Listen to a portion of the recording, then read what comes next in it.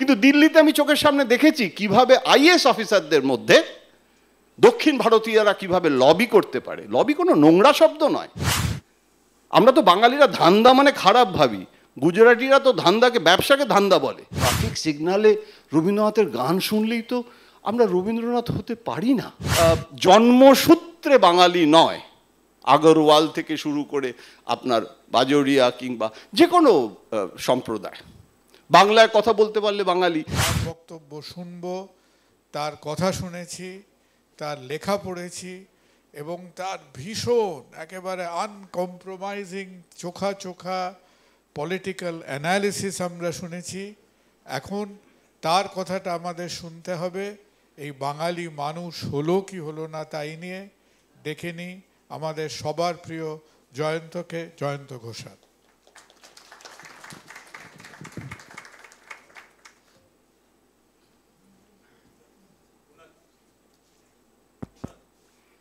নমস্কার, আমার নাম জয়ন্ত ঘোষাল। আমি এইটাই ভাবতে ভাবতে আসছিলাম আজকে যে আমি বেশি বাঙালি না আমি বেশি মানুষ।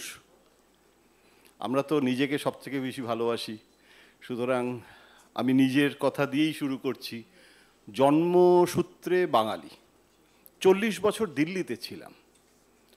চন্দ্রিল যেরকম বলছিল যে আমার কলকাতার অভিজ্ঞতা থেকে বাঙালির যে সম্পর্কে ধারণা, আমার আবার দিল্লিতে 40 বছর থেকেছি বলে আমি দিল্লি থেকে কলকাতাকে দেখেছি, কেননা আনন্দবাজারে কাজ করতাম। সুতরাং বাংলা কাগজের জন্য কাজ করার ফলে কলকাতা এবং দিল্লি দুটোই দেখেছি। আমি একটা ঘটনা দিয়ে শুরু করছি। আনন্দবাজারে দিল্লি অফিসে বসে আছি, আজ থেকে প্রায় 20 বছরের আগের কথা। আমাদের সহকারী এসে বললো একজন আপনার সঙ্গে দেখা করতে এসেছেন। তাই বললাম যে কে? বললো যে পরিচয় দেয়নি, অল্প বয়স। তাই বললাম আসতে বলো। তো ছেলেটি এলো, এসে বলল যে আমি আপনার সাথে প্রথম দেখা করছি। আপনার সঙ্গে দেখা করার জন্য আমি হাওড়া থেকে ট্রেনে করে পূর্বা এক্সপ্রেসে করে এসেছি আপনার সঙ্গে দেখা করতে। তাহলে যে তুমি কি আমাকে চেনো? বললাম আপনার লেখা টেখা তো পড়ি আনন্দবাজারে, পড়ে একটা ধারণা করেছি, সেই ধারণা নিয়ে এসেছি। তাহলে যে তুমি কেন এসেছো? অল্প বয়স, রোগা সোগা চেহারা। বললাম আমি একটা চাকরি চাই। কারণ কিসের কি মানে আমি বললাম না, দেখুন আপনার কাগজে আপনার লেখা টেখা পড়ে মনে হয়েছে আপনার অনেক কন্ট্যাক্ট আছে, আপনি আমার একটা চাকরি করে দিতে পারেন। কিন্তু আমার একটা নির্দিষ্ট চাকরি দরকার। সেই জন্যে আমি ট্রেনে করে তুমি আমার ঠিকানা জোগাড় করলে কোত্থেকে? কেন? আনন্দবাজার অফিসে চলে গেছিলাম, সেখানে রিসেপশন থেকেই তো আমি ঠিক প্রথমে দিতে চাইছিল না, তারপরে ঠিক ধরে করে নিয়ে নিয়েছি। বললাম বাহ, তুমি তো বেশ তাহলে মানে এন্টারপ্রাইজিং বাঙালি, ওরকমভাবে ট্রেনে করে এসেছো চাকরির জন্য, ভালো লাগলো। তো কি চাকরি চাও? বলে আমি রেলে চাকরি চাই। বললাম বাহ, একদম স্ট্রেট রেলে। তো রেলে তো বিজ্ঞাপন টিজ্ঞাপন বা ও সব ভেতর থেকে তো সব হয়ে যায়, ও আপনি যদি একটু বলে টলে দেন, ও আপনার এত কন্ট্যাক্ট। বললাম যে ঠিক আছে, কিন্তু তুমি কেন রেলে চাকরি চাইছো? বা বললেন আমি সরকারি চাকরি চাই। বললাম যে তোমার নাম কি? তো নাম বলল, আমার এখনো মনে আছে নামটা, অরবিন্দ ওর নাম, এবং অরবিন্দ মুখার্জি। যাই হোক, তাই বললাম যে তুমি কেন সরকারি চাকরি বা এটা বলবে একটু? বলো 3টে কারণ আছে। বললাম বাবা, একদম 3টে কারণ? বলো প্রথম কারণ হচ্ছে যে সরকারি চাকরিতে কাজ করতে হয় না, তার ফলে আমি চাকরিটা হয়ে গেলে না আমাকে কাজ করতে হবে না। নাম্বার 2, এবং এই চাকরিটা না কেউ খেতে পারবে না, সরকারি চাকরি মানে কেউ, আমি যদি খুব বড় চুরি টুরি না করি তাহলে আমার চাকরি কেউ খেতে পারবে না। আর 3 নম্বর কারণটা কি না, আমি পেনশন পাবো। তাহলে তুমি তো চাকরিতেই এখনো ঢুকলে না, তুমি পেনশনের কথা ভাবছো? তুমি তো খুব, তার মানে বাঙালির যে ভিশনারি বাঙালি আমরা বলি যে একদম নিশ্চয়ই সেই ছেলেটির মধ্যে দেখুন এন্টারপ্রাইজিং বাঙালি, স্টার্ট আপ তো এটাই, স্টার্ট আপ নেশন। যে সে ছেলেটি পূর্বা এক্সপ্রেসে করে এসে আমার কাছে এসেছে এবং আমার কাগজ পড়ে ধারণা করেছে, আমরা তো গর্বিত হওয়া উচিত এরকম বাঙালির জন্য। কিন্তু আমার না খুব দুঃখ হয়েছিল সেদিন। আমার মনে হচ্ছিল আমিও বাঙালি, ও বাঙালি, এই রকমভাবে তাহলে কর্মসংস্কৃতি এইসব যেগুলো খুব বড় বড় কথা, তাহলে সেটা তো সত্যিই তাহলে নেহি চালেগার মধ্যে দিয়েই তো আমাদের ছাত্র জীবনটা কেটেছে, এখনও সেখান থেকে বেরোতে পারিনি। তারপরে কুণালদা যখন বললেন যে রবীন্দ্রনাথ এবং এই সমস্ত, তখন দেখলাম যে রবীন্দ্রনাথের সময় থেকে আজ পর্যন্ত এই যে আমাদের বাঙালিদের এই যে ফেনামেননটা, এই যে বৈশিষ্ট্য, এটা কিন্তু আমরা খুব গর্বের সঙ্গে, মানুষ না হয়ে বাঙালি একটা আইডেন্টিটি, এইগুলোই হচ্ছে আইডেন্টিটি আমাদের।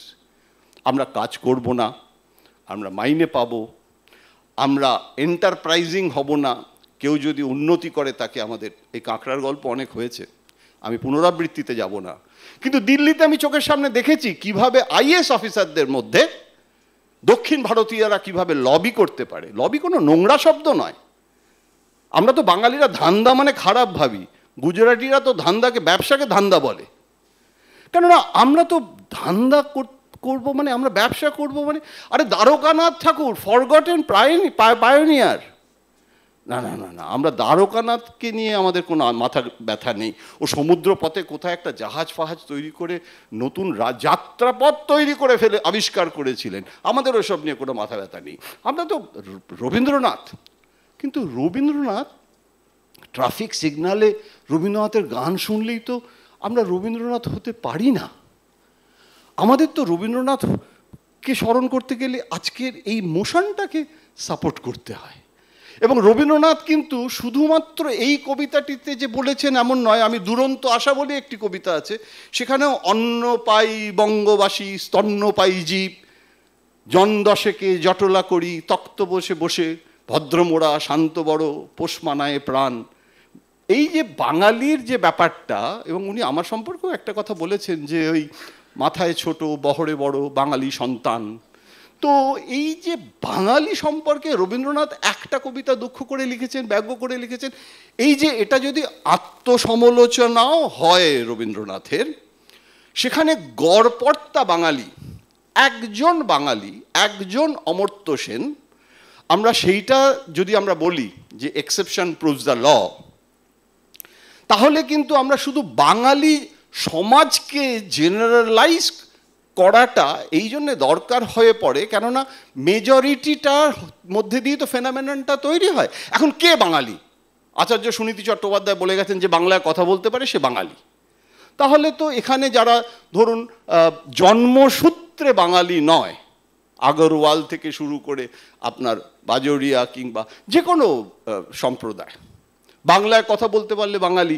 আর আমি যদি মানে কেন কি উনি আমার বাবা হচ্ছেন বলে যদি আমার মনে হয় যে আমি বাঙালি, তখন আমার বাংলা ভাষায় বাংলা বানানের কোনো রকম মানে অত্যাচার, যে যা ইচ্ছে বাংলা লিখলে আমাদের কিছু যায় আসে না, কেন আমার বাংলাটা না ঠিক আসে না, বাংলাটা ঠিক আসে না।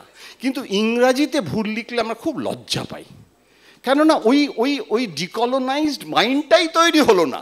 আমরা এত অতীতের কথা বলছি, রেনেসার কথা বলছি, বিদ্যাসাগর, রামমোহন কত কিছু করেছেন, ওনারা সত্যিই খুব কষ্ট পেয়েছেন এবং এখনও বাঙালি কিছু করতে গেলেই যে কষ্ট পাচ্ছে। স্বামী বিবেকানন্দ, নরেন্দ্রনাথ যখন তখন পাথর ছুঁড়ছে, বিদ্যাসাগরের কথা তো ছেড়েই দিলাম, উনি বলেছিলেন না আমি তো ওনার কোনো উপকার করিনি, ওর আমাকে কেন খামোখা আমার সম্পর্কে কটু কথা বলছে, আমি তো কোনো উপকার করিনি।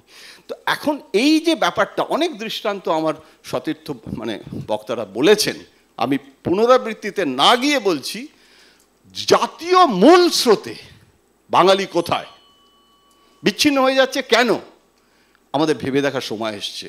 তার কারণ যেভাবে আমলাতন্ত্র, আমি যেহেতু দিল্লিতে 40 বছর চোখের সামনে দেখেছি বাঙালি কিভাবে পিছু হটতে হটতে হটতে হটতে, খুব যে খুশি পাদানিতেই, শঙ্খ ঘোষের একটা কবিতার লাইন, আমরা বাসের পাদানিতে রড ধরে ধরে আমরা হাওয়া খেতে খেতে খুব খুশি, আমরা ট্রাফিক সিগন্যালে রবীন্দ্রনাথের গান শুনি, আমরা খুব রাবীন্দ্রিক। ধন্যবাদ।